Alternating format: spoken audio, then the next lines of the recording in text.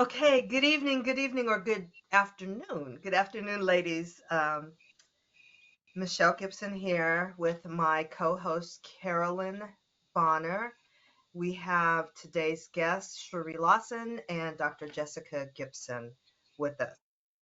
And so I want to start off by reading a statement, and then we will talk about the topic that we're bringing to you today from Women at the Well. So recently, Kid Cudi. And for those of you who don't know who he is, he's a rapper, singer, songwriter. He released a statement on Twitter explaining that he checked himself into rehab for his severe depression and anxiety. He went on to explain that he'd been battling these traumas for years and couldn't remember what it felt like to be at peace. What was most shocking, and perhaps the saddest thing about his statement, was his apology. He apologized for being broken, for being depressed, for not being whole. What's more, he was ashamed for something that he could not help. Reactions on Twitter varied. Many sent their condolences to him, encouraging him to seek help, congratulating him for it, and rejecting his apology simply because he did not need one. Others, however, were quick to call mental illnesses such as depression and anxiety fake. They insisted that having these illnesses must mean that you must get closer to God and that your relationship with Him must be severed in some way. Not surprisingly, most of the people who held these beliefs were Black. While the Black church has notable importance in Black culture, and Black spirituality has always been a crucial element to Blackness, its relationship with mental illnesses is one that cannot be ignored. Mental disorders in the Black community simply don't exist, and if they do, one only needs to take it up with the Lord to fix them. Mental disorders are not chemical imbalances in the brain, but merely the devil's ploy to infiltrate your mind and your spirit. So, welcome to the Women at the Wells discussion today about depression. What does the Bible say about depression? Proverbs 12:25 mentions depression directly. It reads, "Anxiety in the heart of man causes depression, but a good work makes it glad." That's a good place to begin. But um, what I'd like to do first, before we comment on the tweet from Kid Cudi, I think it's best that we define the word depression, because some people think about it as it's just someone who's sad or weak-minded or having an off day, or that it can be cured by a prayer and a dose of holy water. So, ladies, let's define what depression is. And I'm going to start with Dr. Gibson. If you would chime in. Yeah. So, clinically speaking, depression is a mood disorder. So, if we're going by the DSM, which is kind of um, our treatment manual, diagnosis and treatment manual, depression can be a culmination of multiple things together. But in order to meet the certain criteria for a diagnosis of depression, you need to have a depressed mood or a loss of interest in things one has previously found pleasure in for a period of at least 2 weeks, and then this can be ongoing. It does not always have a what we call a trigger. It doesn't have to be because someone is grieving or they lost their job or they have self-esteem issues. It can just be from within. It can be a culmination of things. uh, all of these things combined: lost my job, lost my wife, um, I can't pay my car payments. I have no home. Now I've lost my home. All these things together. There is no one set thing that can be like, oh, now you have depression because of this specific thing. Um, so the criteria for depression are things like depressed need most of the day and nearly every day, loss of interest in things one previously found pleasure in, significant weight loss or significant weight gain, which is unexplained and not, when I say unexplained, that includes medical issues. It can affect your thinking, your cognitive functioning. So some people might notice that you have no clear thought, no clear thinking processes. It can affect you physically, what we would call somatically. So you might have unexplained digestive issues, chronic pain, fatigue or loss of energy, um, sleeping all day, or an inability to have any quality sleep, feelings of worthlessness, helplessness, hopelessness, um, and reoccurring thoughts of self harm or death. Okay, wow, that's a lot. Hey, um, wow, wow. Okay. I just wanted to give you an all encompassing because a lot of people are like, oh, it's just you're sad. That's not it. No, I thought that was great because I definitely learned something from there. And just the idea that it's not necessarily triggered by anything specifically, because you do think it's associated with, grieving, or if you find out you have some type of medical condition or whatever, you always associate it with something that's happening to you as to Mhm. why, you would feel depressed. So that's really interesting. Okay. okay. Cherie, you want to chime in on maybe your definition of what you think depression is? Nothing really to add to that, but just noting that it's a lot, right? So, people can easily, at least in my experience, put it aside and not want to have a medical definition. It's more, I've heard people say, well, it's just an emotion. It's just this small thing that, people feel, they can feel these chronic things. They can feel whether it's the pain or they can feel not wanting to get out of bed, but not allowing a medical definition for it. And so that's, Mhm. in my experience, people have, if anything, make it belittle it, if you will, as opposed to Yes. allow for something that's very real that can take over your life. And people can almost feel like it could be a switch. Just give it some time and then it'll be over, without really allowing for going to seek medical help for it. Um, but yeah, it needs to be addressed. Mhm. So And feeling let's, comfortable, I think. Go ahead. And I think too, feeling comfortable of seeking medical. I definitely, I grew up in the era that we just pray on it and God will fix it. You definitely didn't go to the doctor. That was totally out of the question. It was just, Satan just has a hold of you. We're gonna pray. The Lord's gonna, bless you. And it was just kind of one of those things because it was also associated like something was wrong, and therefore something was wrong with you mentally, and we couldn't have that. That just no. Especially as Black people, that's not it. That was always associated with being associated with other cultures. We didn't do that. Like that. I don't like it would just skip over the whole race of people. But that's exactly how I grew up, and that was the mindset. It was never let's seek out and talk to someone or go to the doctor, and counseling was totally out of the question. That was a Yeah, no, because we I think also don't want anybody to know that something is wrong, you know? right.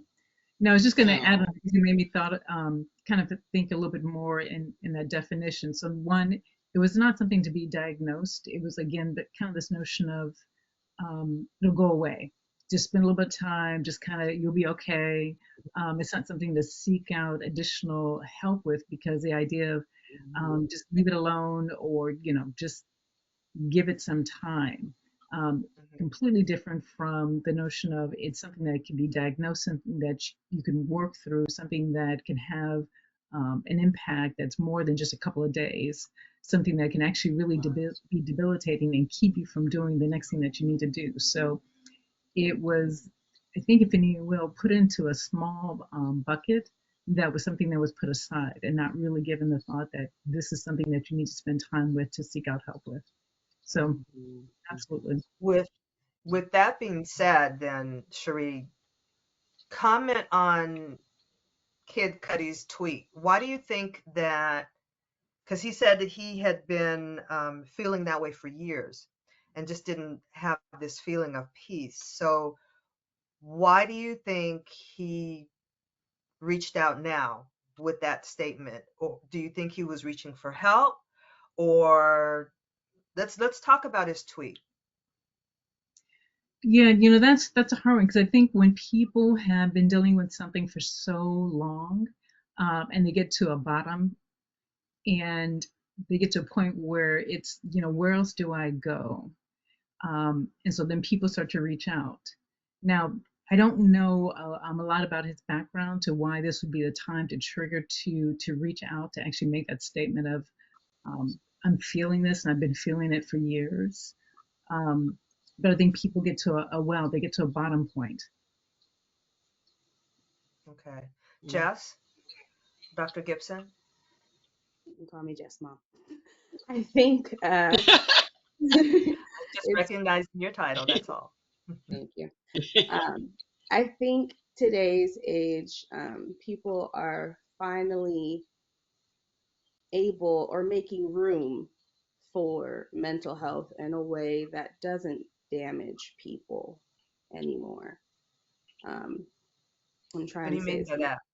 I'm trying to say that in the best way possible because back in the something hundreds, they would just lock people up in insane asylums and do cruel and unusual experiments on the people who were damaged. And no one talked about it. If your family member disappeared, your family member just disappeared. And now, especially with the age of social media, we're finally able to be open and honest about what's going on in our lives, and people are interested in what's going on in other people's lives. And if somebody is finally willing to use their platform, especially if they're famous, for good, that might give that 14-year-old Black boy the confidence he needs to be honest about what he's going through because it's sounding similar to Kid Cudi, his favorite rapper. So I think That's true. we are finally making room for people to express what's really going on inside. And by way of, not damaging them, we're not going to lock them up and throw away the key. Mhm. Mhm. Mhm. Carolyn? It's interesting when she said about the sanitarium and people going to it. Years ago, one of the ministries that my mom was involved in at her church was literally going to a sanitarium. So we would go like once a month. And I remember that being extremely traumatic as 10, because I was like 10 and I would go with her. And the number of people that were just put into those places and people were not even going to visit them. Like the state would come in and basically remove them and put them in there, and that would be kind of the end of their lives. Um, and so I thank God how far we have come because I actually have memories of that. So I'm thankful of how far we've come, and also am aware of how far we've got to go. And when Cherie mentioned about, him getting kind of at his bottom, I thank God that if that was his bottom for him, to acknowledge, okay, this is not going away and I need to do something and I'm reaching out for help. I'm so glad that he's doing that because many have taken the option of taking their lives. And so, when it becomes too overwhelming, um, and so I'm thankful that for him, and maybe because now we're talking about it more, and it's now something that you can. I mean, people, there are always going to be people that have kind of their own negative viewpoints on them, but I think overall we are becoming more receptive as a people, that we realize that there are a lot of things that we just cannot explain. We can't pray away, and we can't necessarily explain a way of our own selves, and that we need professional help in some manner or not. And so it really is a blessing. And I'm hoping that through him, and him being this voice now, especially for the new generation, that it will help others, seek help, and realize that they don't have to necessarily take their lives, because the suicide rate is just climbing so much in the young community, because they just don't feel like they have any hope. So this is actually very encouraging to me. It really is. Okay, so couple things. While conversations about mental health and wellness are becoming more visible within the faith community and society in general, there are still some strong beliefs in the Black community that mental health illnesses, such as depression and anxiety, are the result of a lack of faith, or they can just be prayed away. So, what are your thoughts on, are mental illnesses caused by a lack of faith?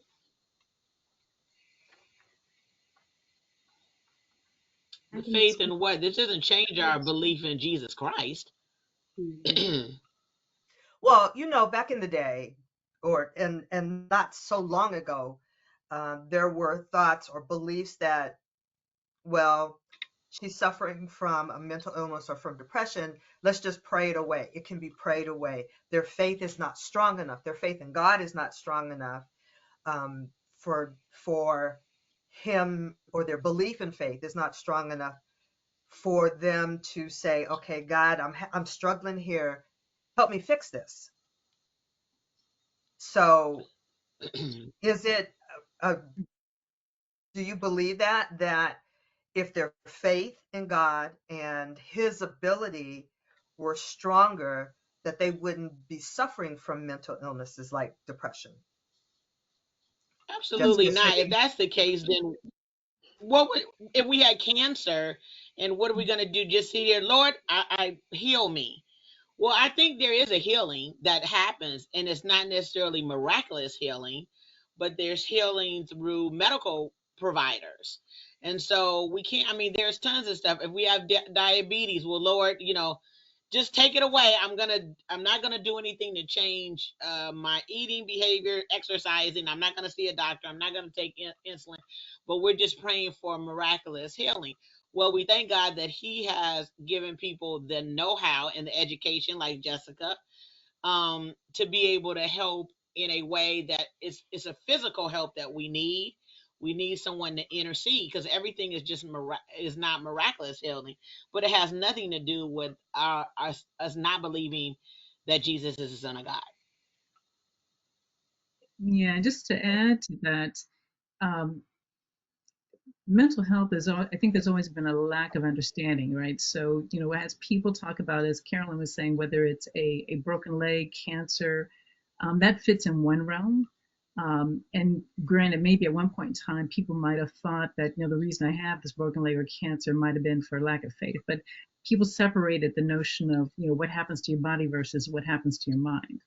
So as we are in a Mm-hmm. place now, this notion of, I'm depressed, or even any of the other areas where schizophrenia or, bipolar, there's still stigma and lack of understanding to any of these mental states, right? So the notion that it'll go Mm-hmm. away, or did you pray hard enough, or did you do something to cause that?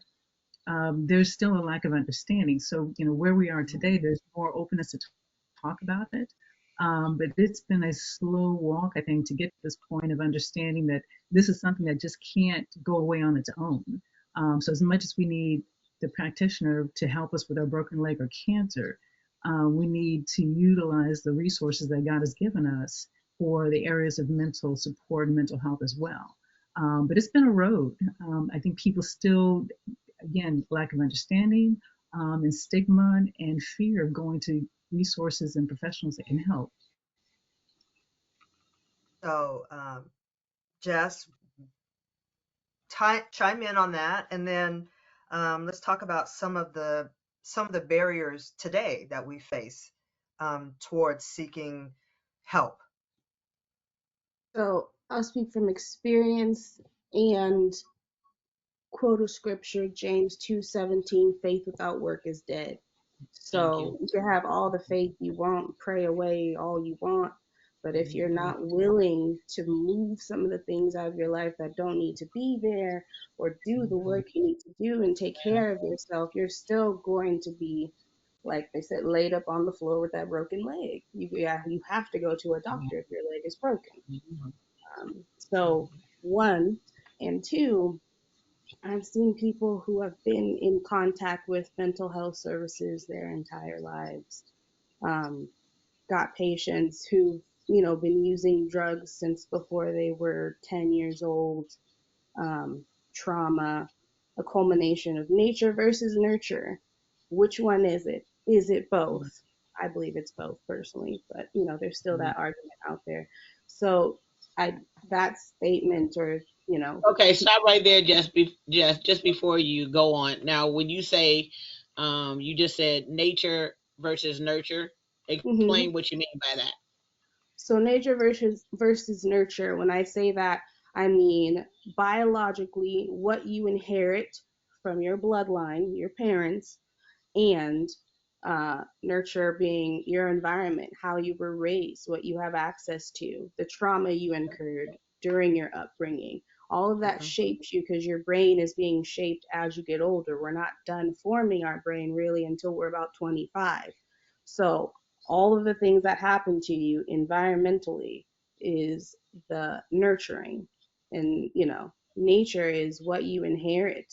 Are you at a predisposition for schizophrenia because your grandmother had schizophrenia and your mother was bipolar? Those aren't Mhm. things that you can't always stop. Okay. So that's what I mean by that. Okay. I'm sorry, I forgot your second question, Mom. Oh, I was just I was asking about barriers today.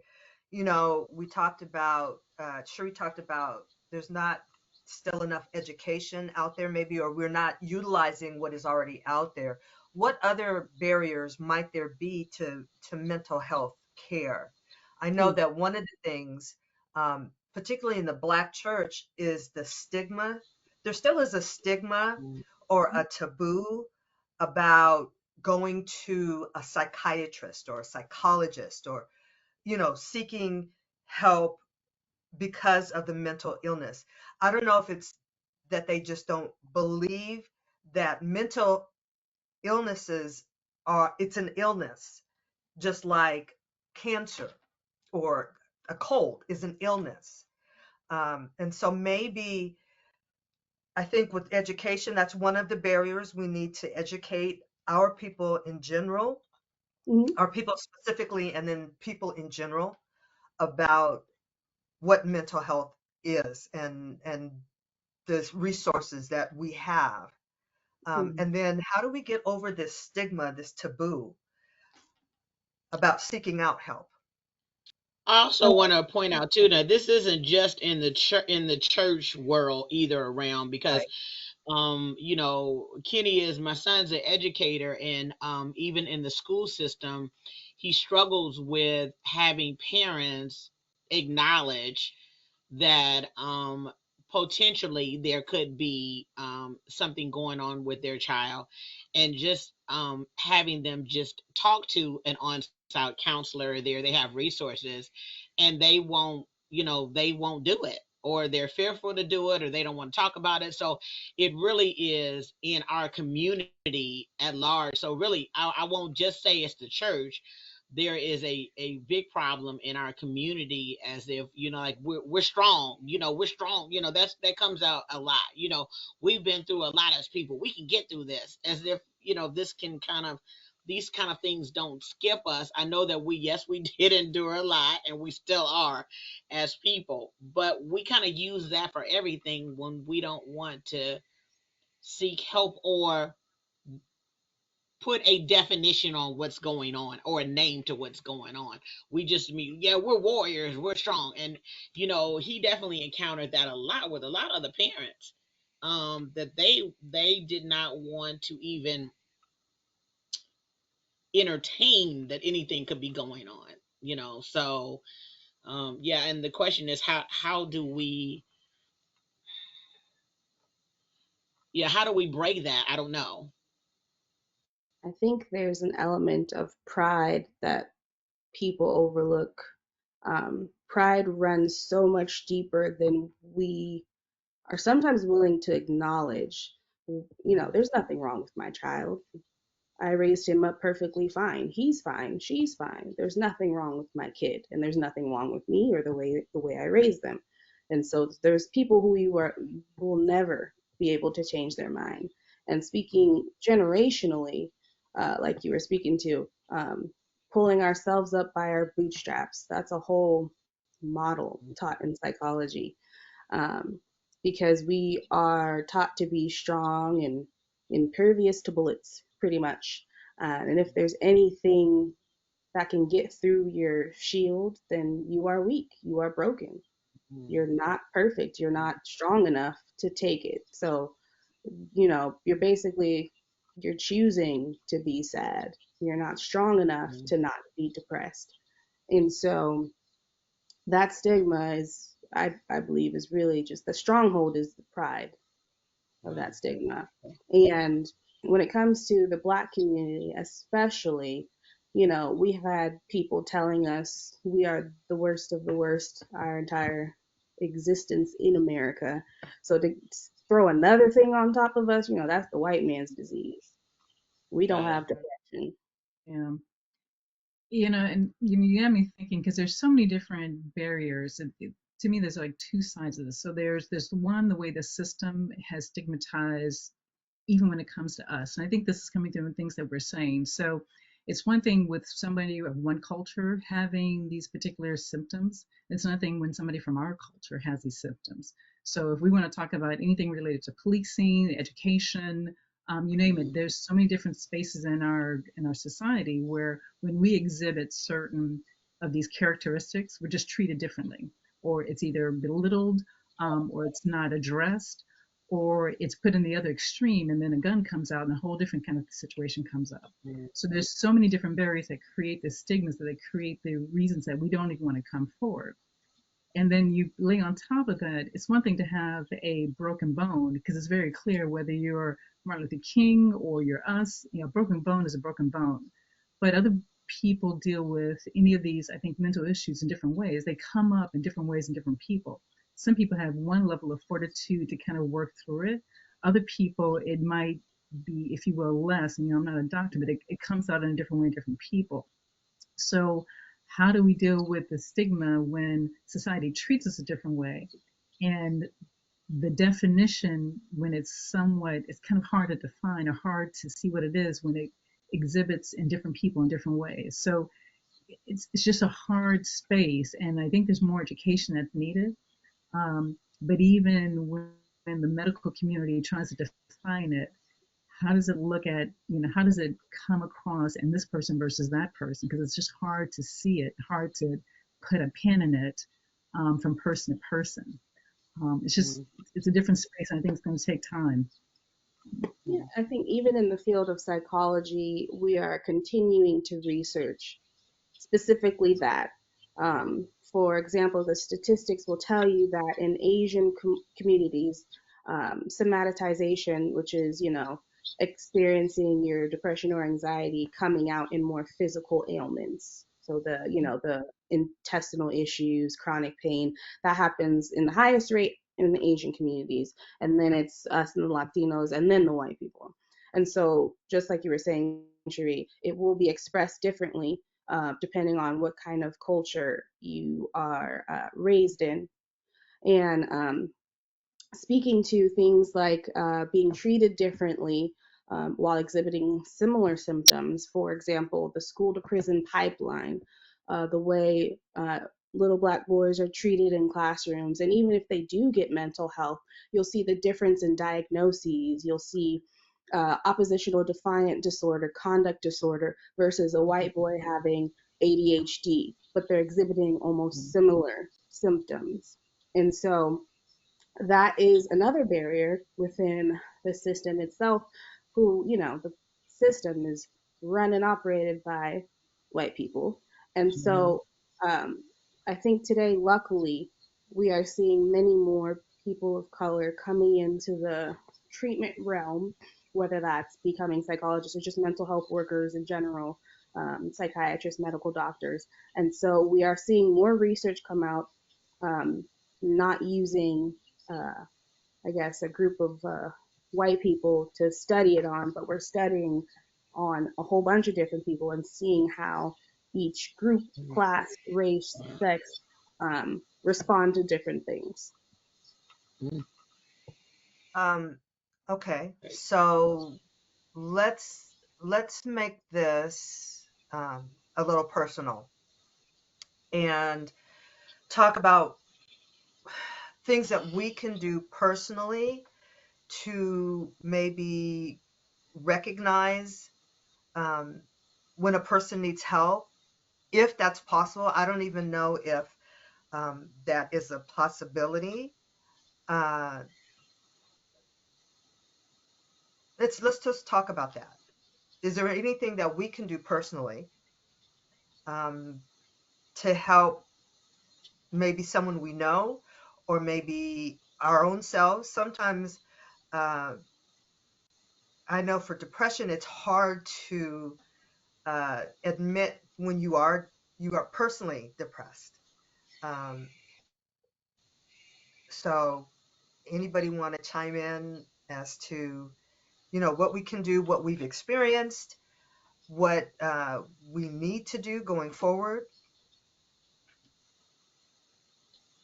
I think just having conversation. I think, well, for me, when I was going through the loss of my mom, which was a extremely difficult time for me, and I was still functioning in the fashion that I do, taking care of everybody, doing everything, and just moving or thinking that I'm moving and thinking that I'm okay, and I'm, quite frankly, I'm not.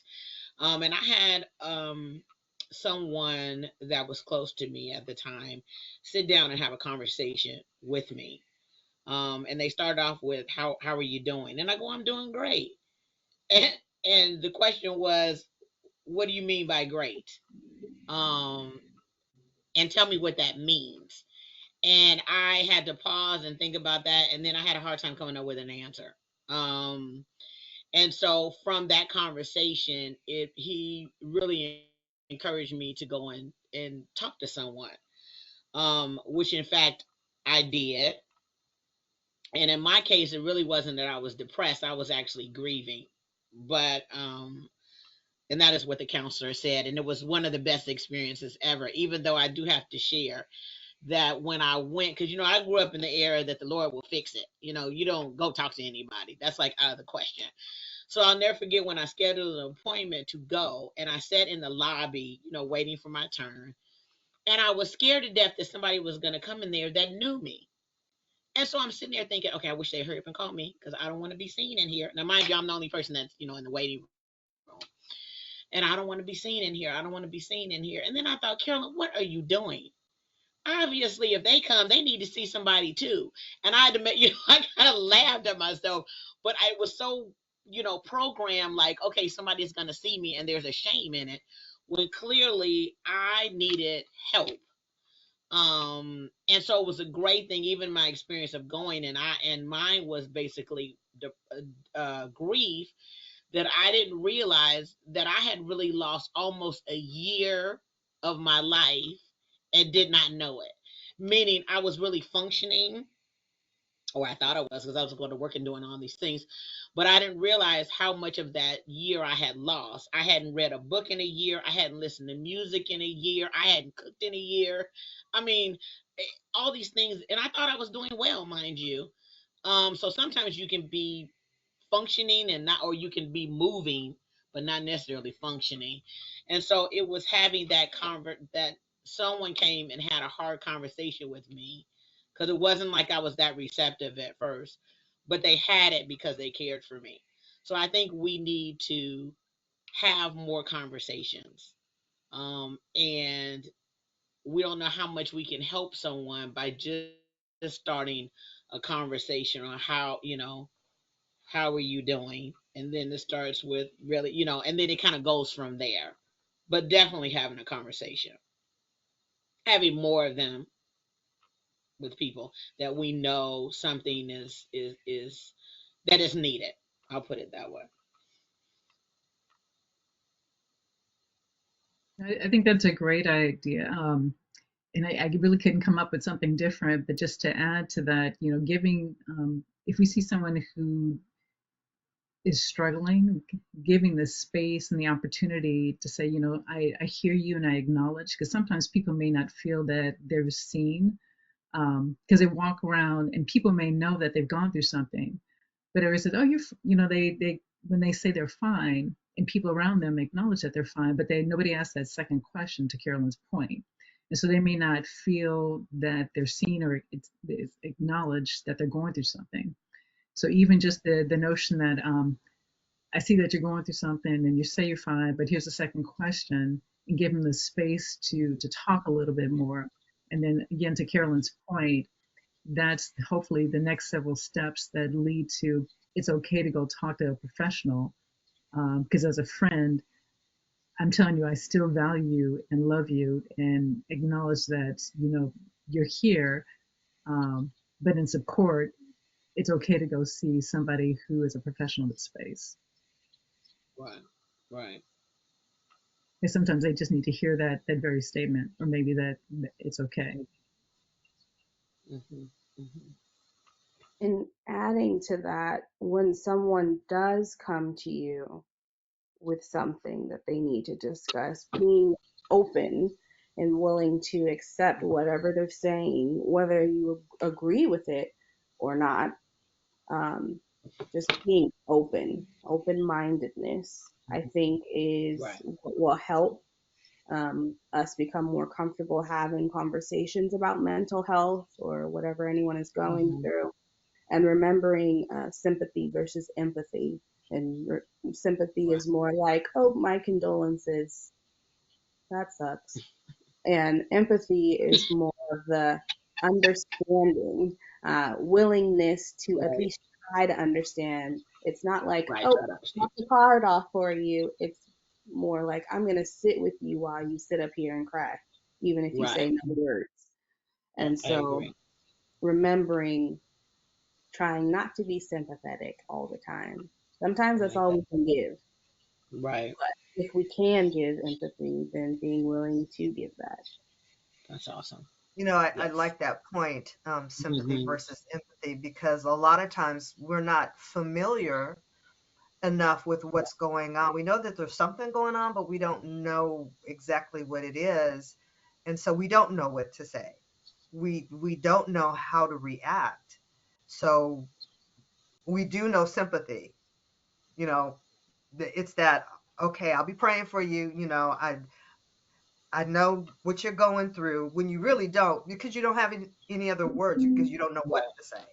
Mm-hmm. So I like that, being Mm-hmm. empathetic and maybe being a little honest. You can say to that person, I really don't understand. I don't know what you're going through, but if I just sit with you, is that good enough? Will that help you? But telling them I don't know what to say, but I'm here, Mm-hmm. that's more empathetic than the Right. sympathy and trying to come up with something uh, Right. that really is meaningless. Right. So, And to add one more point to that, a lot of the times, especially as women, we try to fix it. And that's Mm-hmm. not what it's always about. Like, oh, Mm-hmm. yes, I've been, for example, married, I've had kids before, I've been through that, but you don't have that exact same experience. And so sometimes it can be off putting if someone, says to someone else, I've been married too. I understand. My husband used to do that.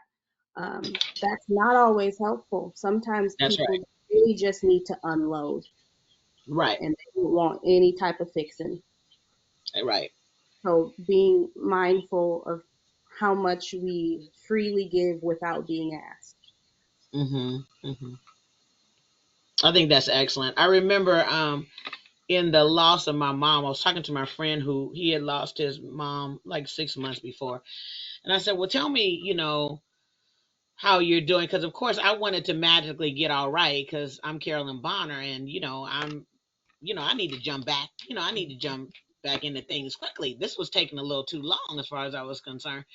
And I remember him sharing with me that everyone's experience is different. So I can tell you how I feel. I can tell you where I am now, but that's my experience, Carolyn. That's not yours. And initially, when you told me that, I was really kind of irked. Like what you mean?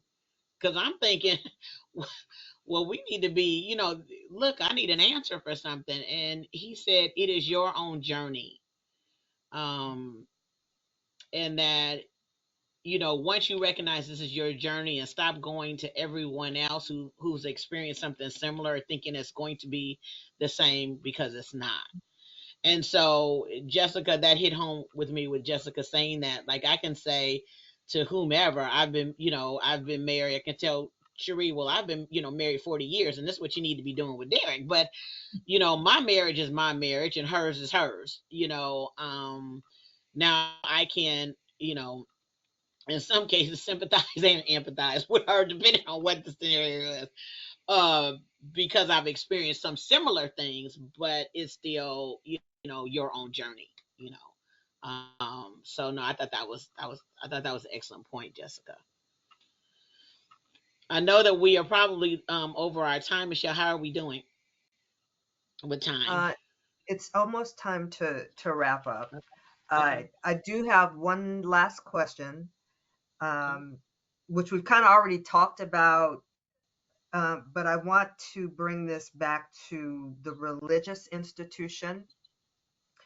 Um, what can the church do to improve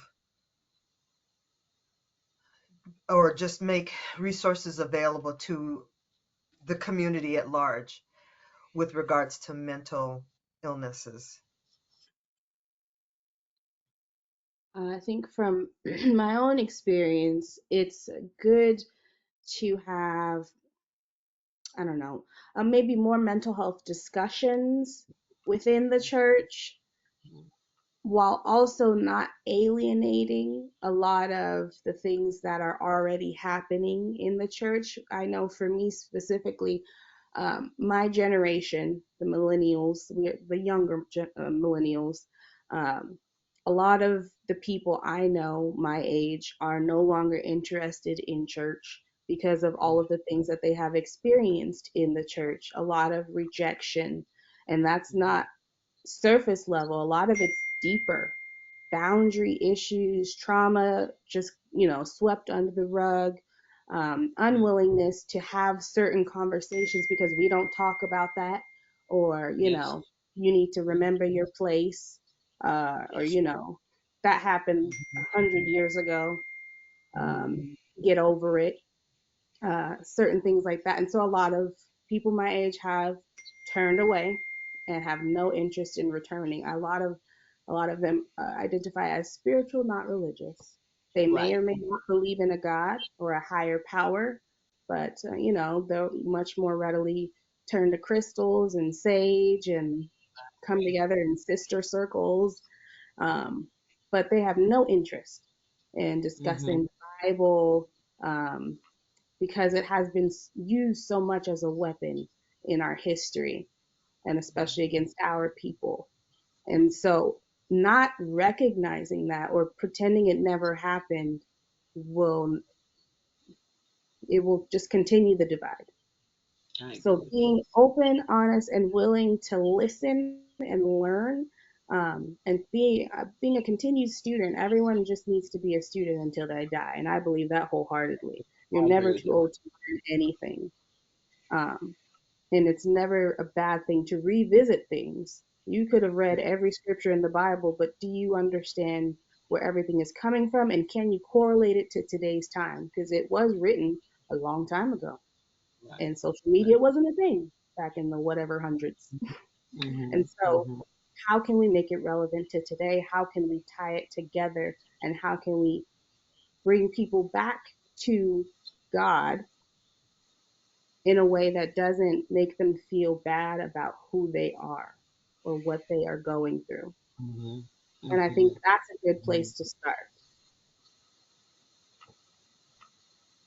I like Excellent. that. Okay. Yeah. Absolutely excellent. So, if no other discussion, Carolyn, last few words. Well, we are going to, because this topic is so complex. We are having a part two. So those of you guys who are listening in with us in our discussion, we are going to be following up with a part two on this discussion in January. So we love for you to tune in. I'm so thankful for this conversation because it's something typically that you don't hear a lot as it relates to the church world. And so I'm so thankful that Women at the Well is featuring this. My heart is very, very glad. I think Jessica said some very important things as far as why the church, including our own church, is losing so many of our young people. Um, and and it has been said out loud, and now we need to respond and do something about it. So I'm just thrilled today for the conversation that we've had. I thank Cherie Lawson for sitting in on our discussion. And if you'd like to participate next month, we're more than happy to come and share with us because there are so many levels. When me and Michelle were talking about it, I mean, it is so many levels to mental health that we probably could do about a three-part, to be honest, and still not cover all the different things. But we thank everyone who participated. And I also want to share too that in all of this, that we do stand firm on Jesus Christ. And I know the church has not always done what we're supposed to do because man has gotten in the way of things. But the Bible does stand true. And so I want to make sure that it's understood that we are supporting the word of God. But we do also know that we are to continue to study to show ourselves in those areas that we need to improve. We want to do that, but it's our job to draw. And if things that we are doing is not drawing, we need to fix it. And so that's why discussions like this are so important. So I thank all of you guys for participating and sharing with us. And we just look forward to um, January and what we're going to be discussing and what that's going to bring. And we just pray God that from this conversation that someone will be helped from it, and that someone who feels like someone is struggling in whatever area that they feel comfortable having a conversation, because it starts with one conversation. So thank you guys so much, and God bless you. Thank you, ladies. Bye. Take Bye care. bye. See you guys next time.